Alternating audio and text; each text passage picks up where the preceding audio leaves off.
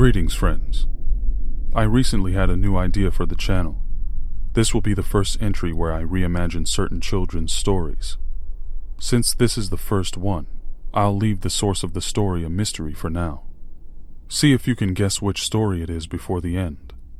Here we go. The king's crown lies exactly where he left it, dashed upon the rich, worn oaken floor of his prayer room. Its jeweled sockets warped beyond repair as the shattered fragments of precious stones tumble into piles upon the ground. His knees are bruised and calloused by the countless hours he has spent there, searching his soul, listening for an answer from the once fierce deity his people have served for as long as history has been recorded. He is dressed in the ceremonial rags of worship, the torn, tinged fabric stained yellow and red with the sweat and blood of religious rites. A thick, oval shape drawn with charcoal on his forehead. The stress and weight of that crown is proving to be more than his young mind can bear, despite the fact that his advisors have prepared him for this peculiar contingency. His training began long before he lost his father and older brothers. They died in the War of the Plains, just inside the Great Wall, which once surrounded their country.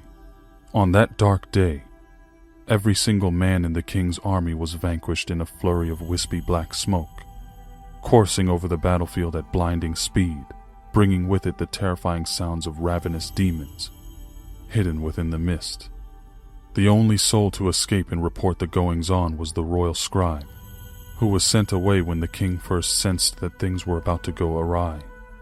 There has not been a single ray of sunshine on their fair land in the years since then.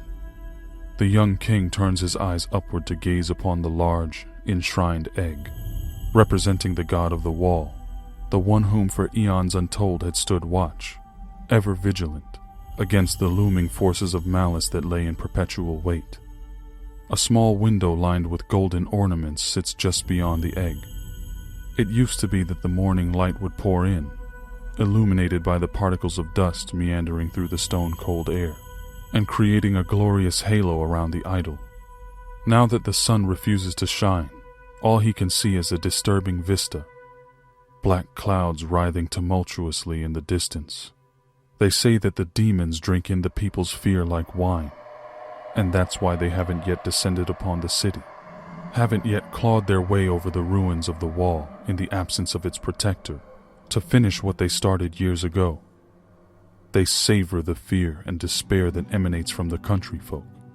Before the Great Fall, the plains were beautifully painted with hues of every kind of flowering weed, and it was never without a pleasantly chilly breeze.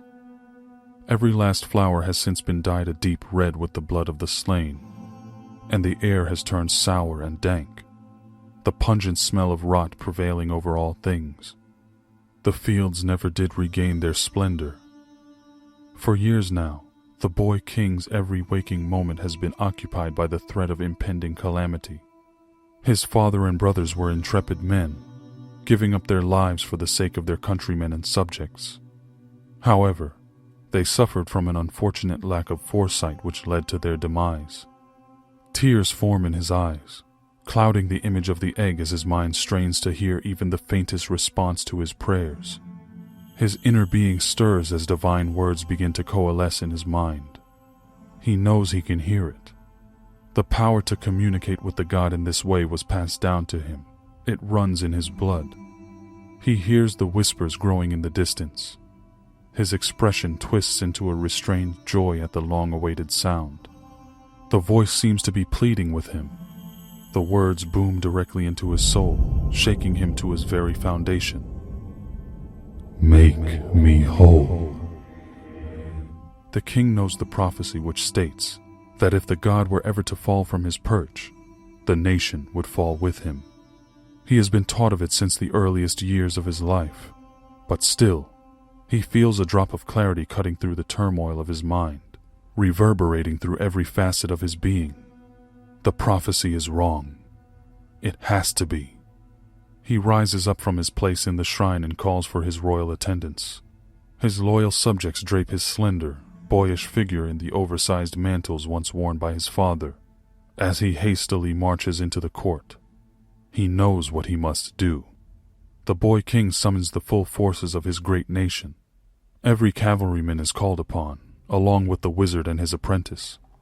They must all travel in formation to the ruined wall where their god fell. He must be made whole again, or all is lost. The legion of brave men tread boldly along the now overgrown brick path. The clattering sounds of metal suits of armor are accompanied by the horses' trotting hooves. The wizard's hymns drone on, filling the air with an unnaturally calming aura. This shall be the moment of their triumph. The prophecy of doom shall be once and forever proven wrong. The bannermen blow their horns at the first sight of their destination, the Great Fall. The shattered remains of God are strewn about. Among the fragments of the wall, the gigantic pieces of hewn stone radiate outward from the point of impact. The wizard steps forward to face the living mass of shadow, which begins to seep through the forest just beyond the ruins. He raises his hands as a mysterious light begins to surround him. The cawing and screeching swelling in the distance does nothing to unnerve these, the bravest of all the king's men. The cavalry forms up to surround the inner group, protecting the wizard, his apprentice, and the young king with their shields locked and spears drawn. The enemy closes the gap between the two forces at a speed that would break any human spirit, but not the resolve of this final legion. Blazing red eyes shine through the mist as the fury of the demons is unleashed. From the ashes of the fallen god come whispers that fall upon the king's ears. As the first streaks of blood splash across his face, the hot winds of chaos washing over him, stealing his breath away. It was then that the king realized the prophecy was true, after all. The darkness had won. No one, not even all the king's horses and all the king's men, could ever put Humpty Dumpty together again. So tell me, what did you think about the story? I hope you picked up on my clues. If not, try listening again and see what you missed. Let me know what stories I should do in the future, and don't forget to give the video a thumbs up and subscribe if you enjoy. I'm Mr. X, and I will see you in your dreams.